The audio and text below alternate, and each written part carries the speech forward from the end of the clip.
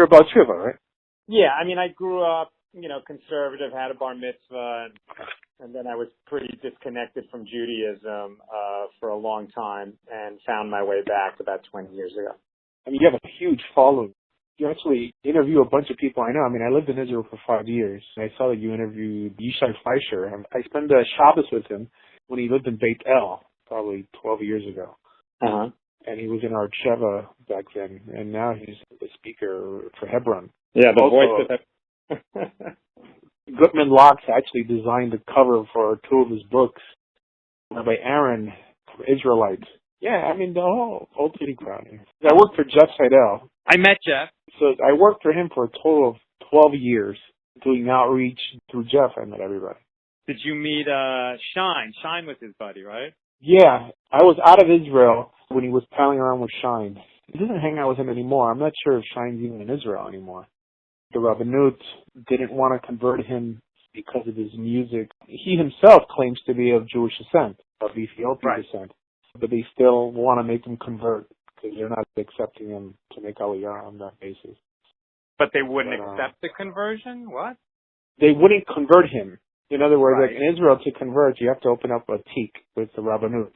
And they didn't accept him to enter a conversion process because of his music, because they said it was too vulgar. That's the last thing I heard. He was always Jewish, his mother's Jewish. I mean, his father's actually, I think, the president of the prime minister, I believe. Former prime minister. Yeah, that's right, yeah.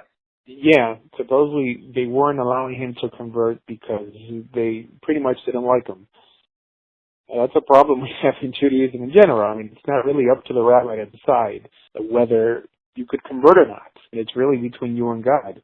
The rabbi, the Beit Din, is just really there to witness you going into the mikvah. That's it. Yeah, I never heard before that certain professions qualify for conversion and others don't. I had a friend who they refused to convert him because he was struggling with homosexual thoughts. Now, he wasn't a straight-out homosexual. He was struggling with these feelings, and he opened up to his sponsoring rabbi at the time, and this rabbi went behind his back and told the Beit Din, don't convert him because of this. They're really being judged and the executioner here. But traditionally, conversion didn't really need a court. Now, in Jewish law, any 3 men gathered together is considered a Beit Din. But there's really no judging taking place during a conversion. It's just witnessing. They're witnessing you go into the water. Because we use the word Beit Din, it got understood that these individuals are in some way making you Jewish or are deciding whether you should be let in or not. And this is completely out of bounds. The Gemara can argue, can someone convert without these witnesses, without these individuals in the Beit Din? The Rambam even mentions that they could be what's Hedyotot, laymen, that laymen could witness a conversion, and you don't actually need rabbis. But nowadays, in order to have a conversion that's recognized by everyone, you have to be converted by a very, very recognized rabbi that's on the list of accepted rabbis by the Rabbanut. That opens the door to the conversion crisis that we're dealing with nowadays. I think in the forward, they were talking about Ivanka Trump's conversion and how her rabbi was no longer on the Rabbanut's list for who's allowed to perform a conversion. That's hard for me to believe. I mean, I know Rabbi Lutzner, and he davens by my synagogue. He's a snowbird. I think also like Rabbi Herschel Schechter, he's a very famous posek. I'm surprised to know that they're not on the Rabbanut's list. There's another problem. Only because you are accepted today as a rabbi allowed to perform conversions by the state of Israel does not mean you'll be accepted tomorrow. They may accept the people you convert for Aliyah today as full Jews, but if they discredit you for whatever reason in the future, they nullify everyone who converted under you. It's a real problem that people don't speak about because there aren't too many Orthodox conversions taking place to begin with. I mean, there are a lot more people converting conservative and Reform than Orthodox. Not to mention Islam. I mean, in Islam, in the U.S., there are probably over 30,000 conversions a year and around only 200 conversions to Orthodox Judaism. Oh, it's that low. I didn't know it was that low. Yeah, it's very low. Now, conservative and Reform, they have a greater number, but they typically don't take religion as seriously as someone seeking an Orthodox conversion. Okay. My understanding of a Beit Din was that it's almost like a like a little bit of a quizzing panel, like you ask questions to make sure the person has really done the education and is sincere about the conversion. Isn't that part of it? That's what they do nowadays. Conversion typically takes a year nowadays. Okay. According to the Talmud, conversion really should happen from one day to another. And this is something that you can verify after this phone call. It's clear in the Mishnah Torah, it's clear in the Gemara that if somebody comes to convert, well, first of all, with this whole idea that you have to push someone away 3 times is not halachic. It's not part of Jewish law that you're supposed to discourage anyone who comes to convert. However, Jewish law does tell you to question, to ask them why did they come. And that's pretty much it. And if they say that they still want to join after this questioning, it says that you accept them miyad, that you accept them immediately and circumcise them immediately. And then it says whether you teach him some of the Torah precepts, but not all of them, lest you scare him away. And then it says you teach it to him a second time when he's in the water. So this is a 1-year conversion program. This is a 1-week conversion. Nowadays, if you're lucky, you'll convert with a 1-year conversion program. I converted. It took me about 2.5 years to convert. Where were you coming from, and what drew you? Before I converted, I was a Baptist minister. I went to seminary as a Christian, and I came to the realization that JC wasn't God or Mashiach, and then I felt I was forced to become Jewish. I mean, where else am I going to go?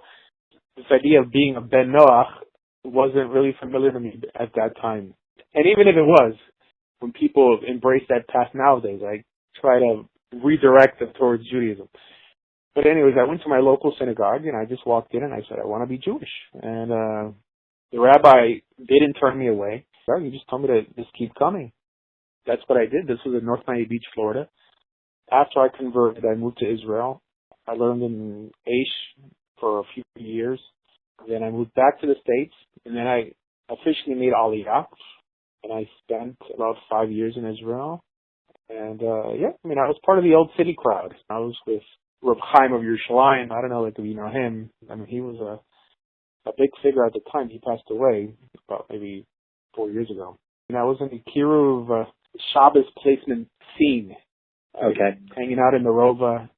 But this is before the Chorva synagogue. I'm talking about 2002, 2003. Okay. So while I was in Israel, working for Jeff Sedel doing outreach. Jeff Sedel runs an outreach program at Hebrew University. There's a lot of programs, a lot of classes geared toward non-religious Jews to try to make them more religious. Now, in all those classes, we typically get more non-Jews than born Jews, even in Israel. Because Hebrew University, there's a lot of overseas students who are not Jewish, who are learning there because it's just a great school. I thought to ask the question, why can't we encourage these non-Jewish students to possibly consider Judaism? Because it's typically understood that Jews don't proselytize. This is not something we do. And that I was talking to a few of my friends, and I was learning a little bit in Or Sameach at that time. And they told me about Rabbi Moshe Lazarus. At that time, he was the Rosh Hashiva of the Derech program. And they told me that he feels the same way. There's absolutely nothing wrong with encouraging a non-Jew to consider Judaism, as long as you focus on born Jews first, because they have the initial obligation. So then I went and I got a letter from him. I actually got my friend to get a letter, almost like a heter, saying like, hey, there's nothing wrong to encourage a Gentile to convert to Judaism because you have an actual bigger chalik in Olam Haba than if he just keeps his Shabbat Mitzvah Noach. And that's what I started doing in Israel. Now, in Israel, it's really hard to begin proselytizing there because you can't proselytize Muslims. They're not too happy with that. I mean, they'll actually try to kill you if you do that. And also, if a Muslim in his community converts to Judaism, he has to leave that community immediately because he'll be killed. I started making videos on YouTube, and on YouTube, every time I give a class, I welcomed whoever was listening to consider becoming Jewish. Right? That if you're looking for a spiritual path, this might be something that's good for you.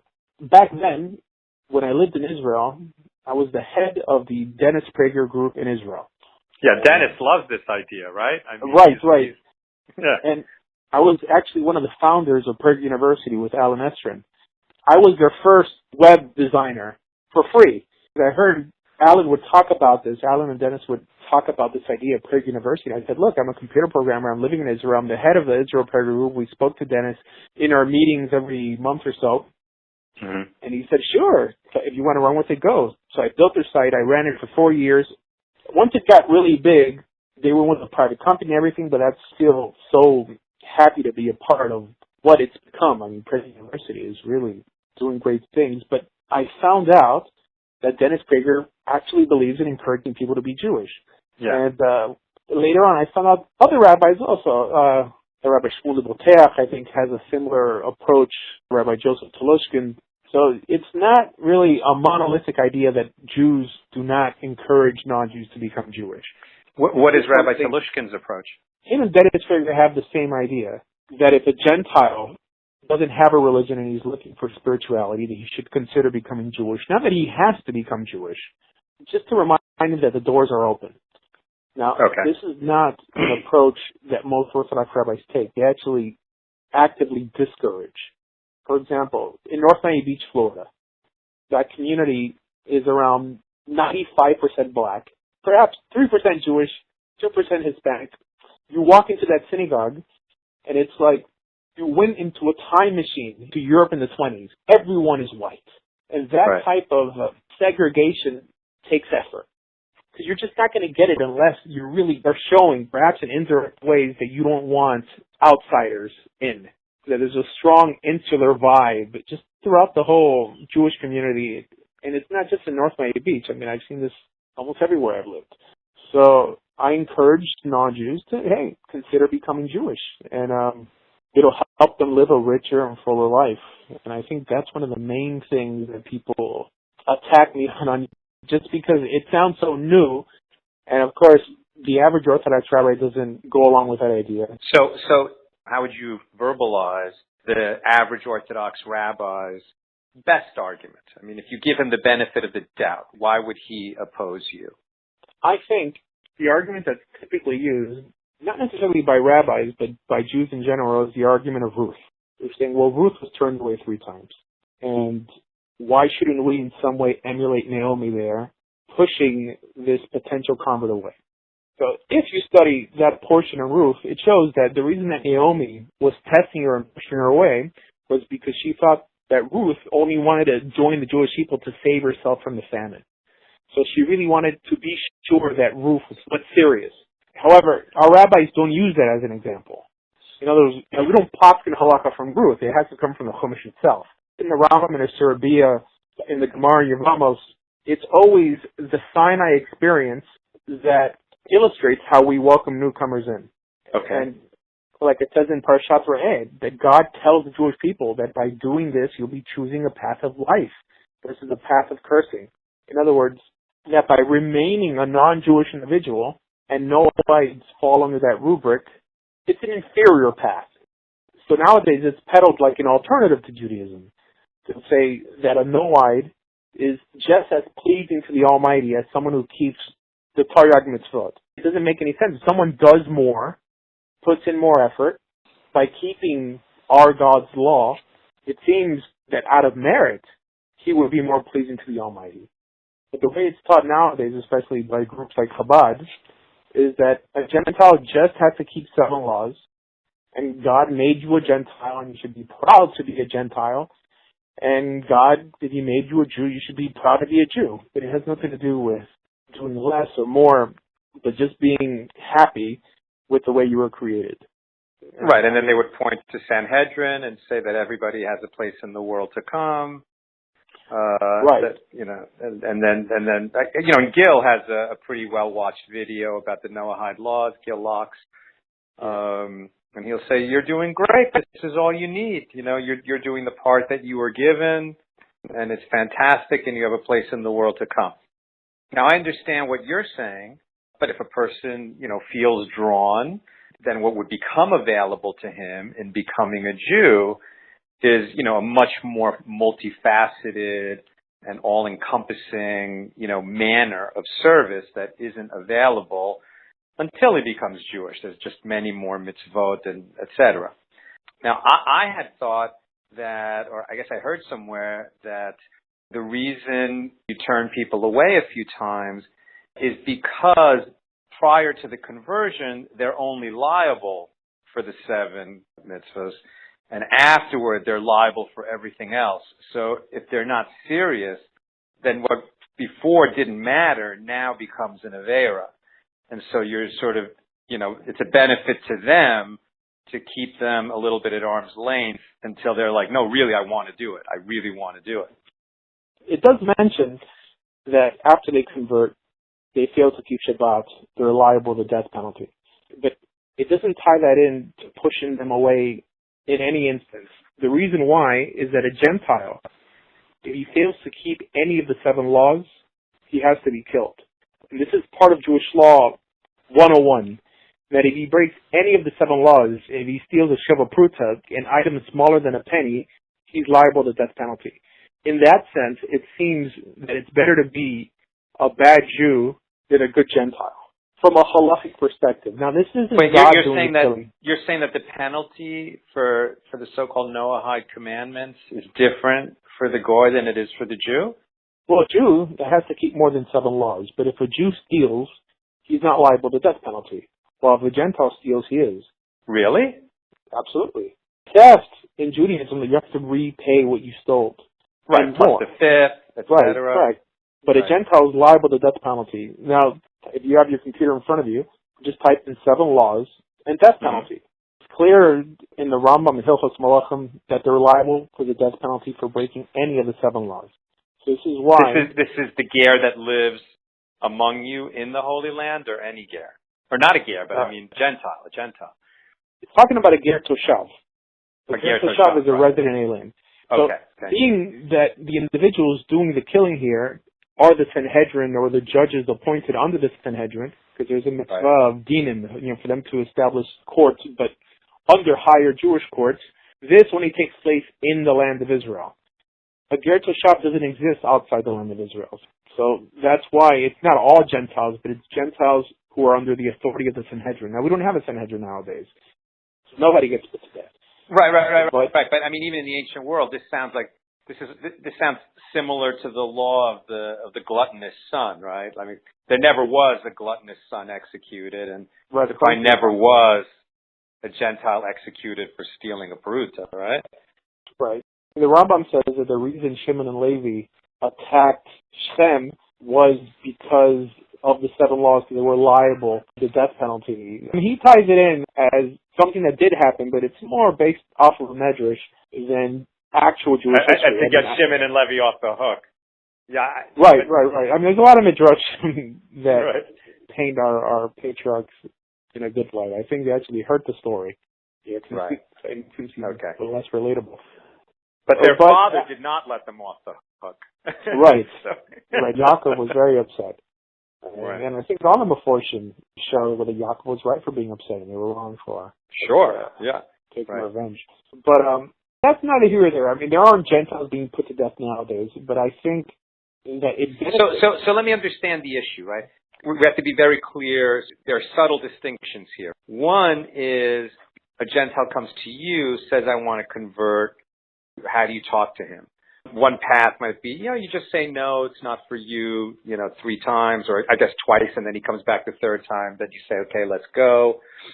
Or a different path might be to say to him, listen, you need to think about whether you're really serious about this, because if you go through with it, you're going to be regarded in a different category, and you're going to be, held responsible, held accountable for all these mitzvahs that you then, have to do. You're commanded. And just speaking up front in that manner seems like a more honest and welcoming way to say you need to be serious. And then I guess a different path would be to say, great, let's go, let's get to work. And then he can learn about his liabilities later. Right, so these are different these are different possibilities. And then yet another question is, do you go out into the world and say, hey, you should think about being Jewish? Probably that's where you're getting the most resistance. Would that be accurate? To answer your first statement, we don't have that much wiggle room here. In other words, on how to receive a Gentile has already been codified. It appears in the Talmud, it's reiterated in the Shulchan Aruch and the Rambam. The Shulchan Aruch quotes the Rambam verbatim, and the Rambam quotes the Talmud verbatim. Okay. Now, if you're on front of your computer, to read it together. Probably. Yeah, sure. Where is it? Less than a chapter. Go to Chabad.org. It's in the Rambam's Surah chapter 14. I'll start reading, and then you can follow along. Now, every rabbi is going to agree that this is a monolithic understanding on how you accept converts. There's no other way to do it, at least according to Chazal. It says, what is the procedure when accepting a righteous convert? It says, when one of the Gentiles comes to convert, we inspect his background. If an ulterior motive for conversion is not found, we ask him, why did you choose to convert? Don't you know that in the present era, the Jews are afflicted, crushed, subjugated, strained, and suffering comes upon them?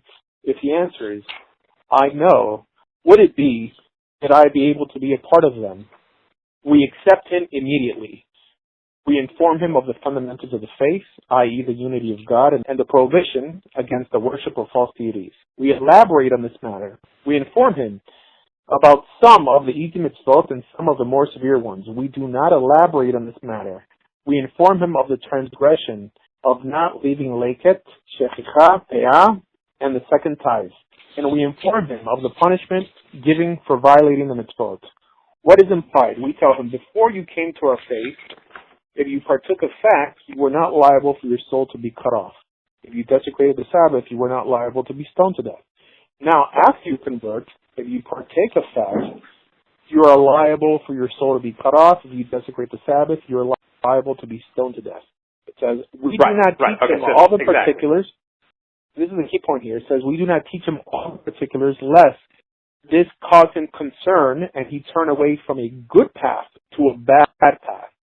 For at the outset, we draw a person forth with soft and appealing words, as Hosea chapter 11 verse 4 states, with cords of men I drew them forth, and then continues with bonds of love. Now this is the prophet talking on how God brought Israel out of Egypt.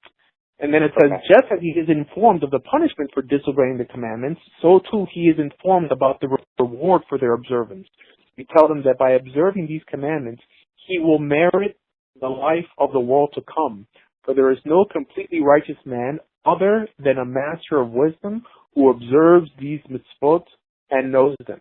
We tell them. Now this is a huge contradiction with what the Rambam says in Hilchos Malachim. It says, we tell him, know that the world to come is hidden away only for the righteous, and they are the Jews. So in other words, we tell him as part of halakha, because what appears in Hilchot Melachim is Agadah. So when the Rambam talks about the portion that the Hasidei Umot HaOlam get for keeping the Sheva Mitzvot, that's Agadah. That's not something you do. That's an idea. But this is telling you actual halakha le'maseh. What do you do when a convert or a potential convert comes to you to convert? It says that you tell him that only Jews have a share in the world to come. So it seems that this whole sugya here is encouraging more than it's ever discouraging. And there's really not a statement here that discourages. And this appears in the Shulchan Aruch in Yoreh De'ah 268 verbatim, and it's built off Chazal in Yevamos. So when did the minhag start that we turned them away 3 times? Where does it come from? There is a medrash that quotes what was done to Ruth. A medrash. But it's not an actual halakha. In other words, what appears in the Mishnah, what's elaborated in the Gemara, is what we do. That's the actual halakha. Exactly. We don't paskin halakha from the midrash. We take it from the Shulchan Aruch. So most people think that the laws of conversion are very difficult to learn. And they're not. It's really just 1 chapter in the Rambam, 2 pages in the Bavli, and it's 1 page in the Shulchan Aruch. It's very simple. Compare that to the laws of washing your hands. Also, the Rambam brings down in Sefer Mitzvahs, in the 3rd mitzvah, the mitzvah to love God, he says the way you fulfill the mitzvah of loving God is by doing what Avram Avinu did in Haran. So the understanding by the Meforshim is that he made converts in Haran. He converted the men and Sarah converted the women. I'm not saying that one has to encourage people to become Jewish. I'm just saying that it's a good idea, especially at a time where anti-Semitism is... Well, this is Dennis's idea, right? That in the Christian and Muslim world, they're so accustomed to proselytizing, where the idea is, well, you're proselytizing me because you care about me. You care about my soul. I may not respond to it. I may not be into it. But I understand that, hey, you're approaching me because you'd like me to join your religion because it would benefit me. And the Jews don't approach me that way. So it's like the Jews are a little bit standoffish. They don't preach or they practice. I mean, this is Dennis's argument. Now, but my question is, I mean, I'm, you know, I've done a little bit of reading, but I'm not a rabbi, and I'm not, you know, a truly learned person. So if you were to offer the same arguments that you've given me, if you say, well, look, this is what the Shulchan Aruch says, this is what Rambam says, the sort of typical Orthodox rabbi who says, no, the custom is we turn them away 3 times. How do they answer you? How do they answer? I don't think most Orthodox rabbis will mention the 3-time thing. But they'll say that we discourage them, but they won't say the 3-time thing. I think this all stems out of mysticism, out of Kabbalah, this hatred that the Jewish world has for non-Jews. And I think this is why they're not so quick to accept someone who converts. Now, there's a mystical idea that if you make somebody Jewish, you are responsible for this individual. So if this person doesn't go the whole way, he converts and then he drops it. In some way, you and the people of Israel are liable for all the aveiros he's going to do from then on. Now, this is a mystical idea. This doesn't appear in the Talmud. So this is why they're extra careful. I'm not a big fan of Kabbalah. I'm not a big fan of the Zohar. In other words, I consider it just like a medrash, but not something that you paskin halakha from or in some way canonize mystical ideas from. However, it introduces this idea that non-Jews are in some way intrinsically impure, and the Jew, the soul of the Jew, is intrinsically pure. And this is something that Tanya in the first parak really pushes, that the souls of the Gentiles are akin to the souls of the animals. They come from the Sitra Achra, while the soul of the Jew comes from the Klippa Noga that has purity within it. And they believe that a non-Jew cannot ever fully become a Jew. They believe that anyone who converts, the reason they converted is because they were Jewish all along, and they're just coming back. So that form of thinking has permeated Judaism. That's why it's not about just changing the way somebody thinks. You're dealing with an impure soul here, whose sole purpose is to destroy the notion of Lasam Yaakov, just because that's just the way it is. This is not the way the Torah lays it out. The case of the Torah doesn't separate the world between Jew and Gentile, but between the decent and the indecent. And the catch-22 there is you ultimately can't be decent without protecting you in that manner. When I see a Gentile, I just see a potential Jew. If the only thing that makes us different from the non-Jewish world is that we have Torah, that's the only thing that makes us special to God. God says that you'll be my Am Segula only if you keep my commandments. So it seems that it's always conditional to our behavior. And if it's just behavior, a Gentile could just as easily start believing and behaving just like we do. I think that the more that we push this idea that Jews are intrinsically special, just because they exist and not because what they believe and how we behave, the more we're going to look at the Gentile as intrinsically evil and out to hurt us. And I think this is why rabbis nowadays aren't too quick to accept a convert. Because, we certainly have it right from Chumash that once a person has converted, they're a Jew, period, in every way, and that it is a real sin to treat them as anything but a Jew. We have many friends in our lives who started as converts. We and everyone in our community just makes no distinction. I understand what you're saying, I just have never experienced that. And I daven in a Hasidic shul, and there's no feeling like that. I don't blame you for not knowing about this, especially with the Kiruv movement nowadays. The Kiruv movement nowadays has done so much to make unaffiliated Jews feel at home in an Orthodox synagogue that they should never feel that the rabbi is in some way not working towards his best interest. From the non-Jewish world, it's completely different. And I show the same enthusiasm speaking to an unaffiliated Jew than speaking with a Gentile. I mean, for me, it's the same, because I was there once, and you know what, if I could change, anybody could change. And this is something that we could package and hand over to somebody else and make them also a Torah-keeping Jew, then why not? Unless you feel that there's something different between someone who converts to Judaism and somebody who happens to be born to Jewish parents. I don't know if you're familiar with the Syrian community. I don't think they marry. They don't marry anybody but Syrians, right? Right, but on top of that, marrying is one thing. They don't even accept any converts, no matter who performs the conversion. In Torah, we have this idea of people not marrying outside of their particular tribe. Okay, fine, but to say that they wouldn't even acknowledge a convert entering and being possibly absorbed into their tribe is something that's antithetical to Torah. The same thing that changed your life, that's what you should try to share. Right. I mean, I think as Dennis puts it, we're such a small tribe. If there were more of us, it would be better. You know, and if Jews have so much to offer the world, it sounds like a great idea. If there were more Jews. I mean, Jews are great in marketing, but I don't know why they don't market this. I mean, this is such a great idea. So what are your thoughts? You know, for instance, if there's proselytizing, I mean, you know, people knock on my door and they're like, you know, have you heard the good word? And they want to share scripture with me, etc. That's real out and out proselytizing, right? But if you just say to people, hey, you know, we're just, I mean, what I do on my page, it really has nothing to do with conversion, but we do feel that Jewish wisdom benefits everybody. So for sure, I mean, like the concept of the page is that we increase peace in the world by sharing Jewish wisdom with all people. And more than half of my audience is not Jewish. And they're very interested. There's just a lot of Christians who are very happy being Christians, but feel that their Christianity is deepened when they learn about its Jewish roots. You know, JC, as you call him, was a Jew, lived as a Jew, and spoke as a Jew. So they feel like they get closer to God by knowing more about Judaism. Then privately, I often get messaged where people say, you know, I'm interested in becoming Jewish. Can you help me?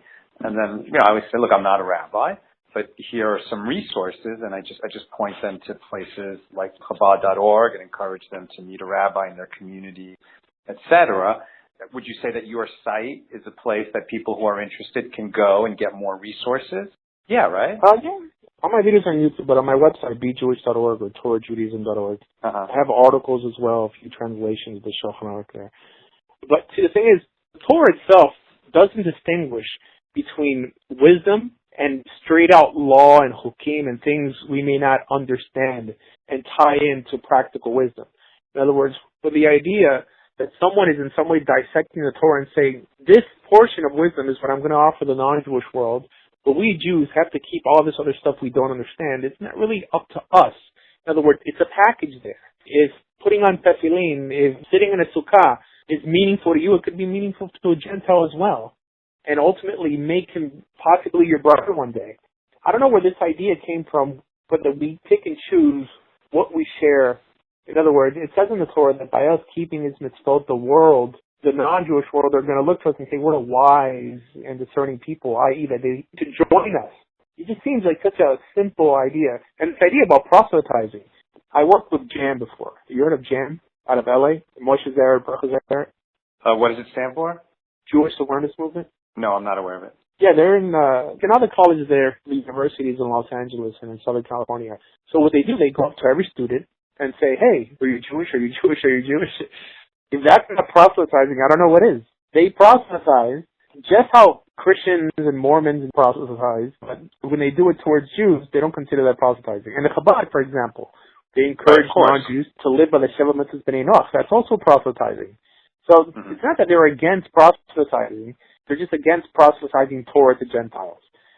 I think that there's just a lot of insularity there and an ethnocentric idea that they're peddling that a Gentile might in some way impurify our gene pool. And I've heard it many times. I mean, I've been to Shabbos tables and the people don't know I'm a convert, especially in Israel. I mean, I passed for an Israeli and they're like, oh, but she converted. She's not really Jewish. I mean, they'll say it to me, I mean, not knowing that I'm a convert also. And it's just like this idea that if your last name doesn't sound Jewish, if you don't look Jewish, especially now in the African American community, there's a big awakening of people coming back to Torah. Now, they claim to be from the long lost tribe. They have no problem believing that, but they're mistreated greatly. Here, for example, we mentioned shine. We actually have a halacha on how we accept people who claim to be Jewish. In other words, if somebody claims to be Jewish, and this also appears in the Rambam, that only if someone wants to get married do we ask them for witnesses. But if somebody says you're Jewish, you count them as a minion, you accept them as a full Jew. This idea that, only because you look different, you're automatically made to convert, is something that it's against halakha. And mind you, Ashkenazim, we used to do it with Sephardim all the time. They thought the Sephardim were Arabs. And they're like, no, we're Jewish. And they wouldn't intermarry with them. They wouldn't even allow them in their schools. For example, Chabad, until today in Israel, doesn't accept Ethiopian children into the yeshivas because the Rebbe didn't accept any Ethiopian who didn't reconvert. Okay. So this is just, I didn't know that. And I actually perform conversions myself for people who don't live in Jewish communities. For example, people in Colombia and Brazil and Ecuador, places where there is no possibility to convert. Most people know that the Rabbanut in Israel is 5% of the planet. Because now conversion to Judaism is a political affair. They don't want people converting from poor countries and just immigrating en masse to Israel just because it's a better economy. In South America, conversions are outlawed. So the only option they have is to fly to Israel and enter a conversion program. And this goes for around 95% of the planet. The only places you could convert is the U.S., Canada, England, and I believe maybe Australia. Everywhere else, it has to be done through the state of Israel. Now, there are cases that Israel would send a traveling Beit Din to places in Europe to convert individuals, but if they just convert... Right, there's that story about that community in Colombia. There was like a big community, and they converted en masse. Right, in Bogota, there was 104 individuals who converted. And most of them made Aliyah, but even though they converted en masse, the community in Bogota didn't accept them, because in Latin countries, and it goes for this in many places in Europe too, if you're a Gentile, you're not allowed to enter a synagogue. Some say it's for security reasons. Okay, pat them down, put them through a metal detector. But in Colombia, for example, I was in Colombia for Purim 6 years ago, and I had to call in and mail in paperwork. I sent them my Israeli passport and everything because Gentiles are not let in. Now, if you converted in Israel or in a place that it's recognized, they'll let you in. But if you're a Gentile in the community just wanting to learn more, they don't accept you. And this really started because of the whole Syrian ban on conversions, which encompassed all of Latin America. The Syrian ban began in 1905 in Argentina, and it was ratified in 1955 by Rav Kook and the State of Israel, so that they wouldn't accept conversions in Latin America. And this was because of the practical reason that you would have too many people just viewing the path to Judaism as a path to economic improvement?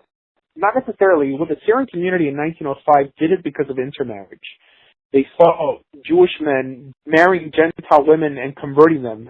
And they thought that it would help them by just ceasing all conversions because they were against insincere converts. Right, but I just don't see in the Kabbalah that I've read that once somebody converts that they're somehow left out of all the possibilities of joining with the divine. Well, the idea is that if they convert, if they actually end up converting, they were Jewish all along. And this is really where reincarnation comes in. Another idea that doesn't appear in the Talmud. Reincarnation first appears in the Zohar and the books relating to that time period in the early 1300s. So this idea that a convert is a reincarnation of a Jew who passed away and he's just coming back into the fold for whatever reason. Maybe he was a Mechalel Shabbat in his previous life or whatever. And also, all the embellishments that are tossed upon converts nowadays actually hurt them. So when someone elevates a convert to such a high level, saying, oh, converts are great and this and that, and then when they actually meet a regular convert, they'll be like, well, you're not so impressive, then you're probably not a real convert. You know what I mean? Instead of just accepting them like a regular Jew, don't say that converts are so great and they're more special to the Almighty, this and that, when you're not fighting to make it easier for people who are really dying to get in to enter. You know what I mean? These embellishments ultimately hurt converts. Gotcha. Any time that the point is, it's a Jew. And if you're saying he's better than a Jew or worse than a Jew, that's inappropriate. The point is, once he becomes a Jew, he's a Jew. You can't remind him that he's a convert. Should really end that conversation right there. There's no point in you saying, "Oh, he's a convert," this and that. No, don't worry. I mean, he's just a Jew. I mean, every Israelite is ultimately a convert as well. Ben Har Sinai, he accepted the Torah. He's makabel mitzvahs, just like every potential convert is makabel mitzvahs. Via reincarnation, he was a Jew before. I mean, really, my understanding would be that what they're saying is that all Jews were at Sinai. So, whether you were born to a Jewish mother or found your way back in, it's because you were at Sinai. All right, so that opinion appears in the Talmud, that one, whether we were on Mount Sinai, not necessarily the convert. Now, mind you, Chazal never mentioned the idea of a Jewish soul.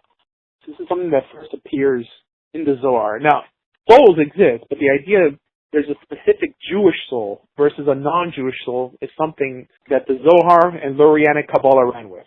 This is a good conversation that if I post online, people could ask questions. And you know what? We'll see what they say in the comments. Maybe they'll bring up more sources. Sure. You can tell from talking to me, I'm just curious. I'm a very curious person. I love to learn. I can understand that just because I was born into it, I would not have a sensitivity to really it's a kind of discrimination. Sometimes subtle, sometimes not so subtle, that the convert experiences. And I guess I've just been lucky in just being part of a community where it's like people go out of their way to say, we will not discriminate against a convert. And so, I mean, in particular, I know two people really well. One guy who I think he came from a Baptist background and from the South and ended up in LA. And now, I mean, he's not a Breslov Chassid, but he's involved in the Breslov movement, and he has a big Shabbat table and is always, sharing Torah insights, often from a Hasidic perspective. He really likes Kabbalah. And then another guy from sort of on the different end of the spectrum, who I think was raised a Roman Catholic and now is a big rabbi in Aish. Maybe you know him. It's Yaakov Deo. Do you know him? And he's running Partners in Torah now. And he's just a brilliant guy. And I always love learning with these two guys, Brian and Rabbi Deo, because of their background. They will bring in ideas and insights and sources that I wouldn't have thought. And I think that really enriches Klal Yisrael. And I find it very believable, unfortunately. But I'm sorry to hear, that converts do encounter this kind of bias. It's sad. We have enough problems. And let me ask you something. What about non-Orthodox conversions? You put that in a different category? Non-Orthodox conversions are actually accepted by the State of Israel.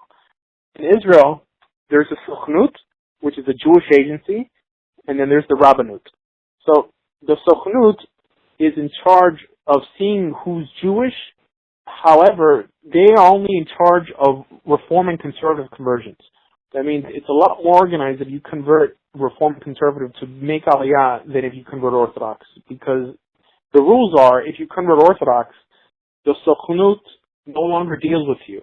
You have to deal with the Rabbanut directly. And the Rabbanut has a list of around 29 rabbis in the U.S. they recognize for conversions. And if you're not on that list, even though the Satmar Rebbe may have converted you, or someone very reputable and religious, you won't be able to make Aliyah. So the only thing they are really ensuring is that more Reform and Conservative converts make Aliyah than Orthodox converts. Just because in Israel... This is a crazy policy, because the real concern, right, is that in the Orthodox point of view, the person who did a Reform or Conservative conversion isn't Jewish, right? So now you have a non-Jew marrying a Jew, potentially marrying a Jew. That's not going to happen in Israel, because the Rabbanut is also in charge of marriages. So even though the Jewish agency allows you to enter the country as a Jew, you won't be able to get married, which is the whole issue we have with the Russians. The Russians in Israel, a lot of them are not Jewish, so if they want to marry either a Jew there or a non-Jew in Israel, they have to fly to Cyprus to get married and then get their marriage recognized by Israel, which they will recognize it. The state will recognize it. But things are changing. The Masorti, the conservative movement, is growing in Israel, but that's not necessarily a good thing. Now, the conservatives in Israel are not the same as conservative Jews in America. Most Okay. conservative Jews in Israel don't drive. They're similar more to open orthodoxy in America, to the YCT, the Avi Weiss crowd. Okay.